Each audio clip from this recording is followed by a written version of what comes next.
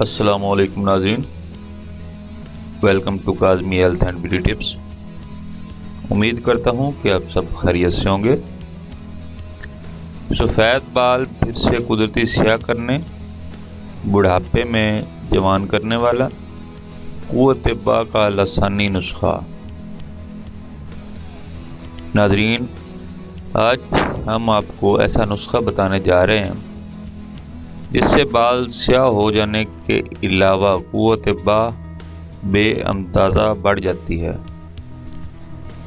ایک در نیاب نسخہ ہے جس کا ثانی محال ہے، اور پھر لطف یہ کہ بالکل کم خرچ اور بالا نشین، نہ لمبے چوڑے بکھیڑے کی ضرورت اور نہ کسی چیز کو کشتہ بنانے اور متواتر صحت کرنے کی حاجت ہے۔ بس روزانہ شیشی سے نکالنا ہے اور استعمال کر لینا ہے۔ لوگ ایسے نسخوں کو بتانا گوارا نہیں کرتے اور سننے میں ہی لے جاتے ہیں۔ دراصل اس قسم کے نسخے واقعی تشہیر کرنے کے لائق نہیں ہوتے، لیکن سینہ بسینہ جانے کے لائق ہوتے ہیں، مگر اس خیال سے کہ لوگ فیض یاب ہو کر دعائیں دیں گے۔ ناظرین، یہ نسخہ آسان سا نسخہ ہے اور ساتھ میں آپ کو پرہیز و غذا کا بھی مکمل بتایا جائے گا تاکہ استعمال کنندہ کو کوئی دقت پیش نہ آئے۔ آپ کو پہلے بتا دوں کہ جو اصحاب با پرہیز استعمال کریں گے انشاءاللہ ضرور برضرور دامن کو گوہر مراد سے پر کر کے رہیں گے، اور جو لوگ پرہیز نہ کر سکتے ہوں برائے مہربانی وہ اپنا ٹائم ضائع مت کریں، کیونکہ پرہیز علاج سے بہتر ہوتا ہے۔ اس لیے یہ نسخہ صرف پرہیز والے لوگ ہی استعمال کریں۔ علاج: ہو الشافی مغز مال کنگی تازہ، جو پوست سے صاف کر لیے گئے ہوں، حسب ضرورت لے کر بوتل میں ڈال کر مضبوط کارک لگا کر محفوظ کر لیں۔ بس آپ کا لسانی نسخہ، جوانی والا نسخہ استعمال کے لیے تیار ہے۔ ترکیب استعمال: پہلے روز بوقت صبح اللہ کا نام لے کر 3 دانہ سالم منہ میں ڈال کر تازہ پانی سے گھونٹ سے نگل لیں، اور دوسرے روز 4 دانہ، تیسرے روز 5 دانہ، اسی طرح روزانہ 1 دانہ بڑھاتے جائیں اور 13 دانہ تک پہنچ جائیں،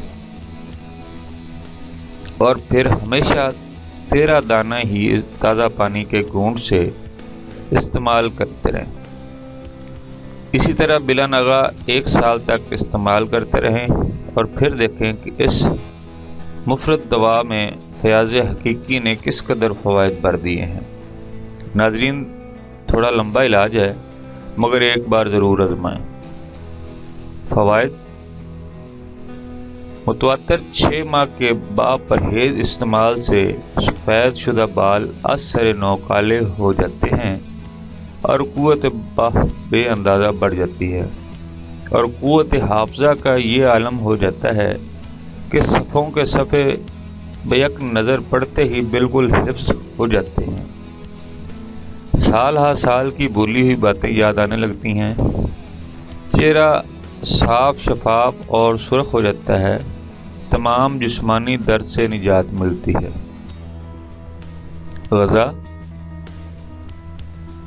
گوشت، تیتر، بٹیر، مرغ، ہرن، کبوتر، مرغابی، یا اگر گوشت سے پرہیز ہو یا نہ مل سکتا ہو تو چنے کی دال یا مونگ موٹ کی دال جس میں خوب گھی ملایا گیا ہو کھائی جا سکتی ہے۔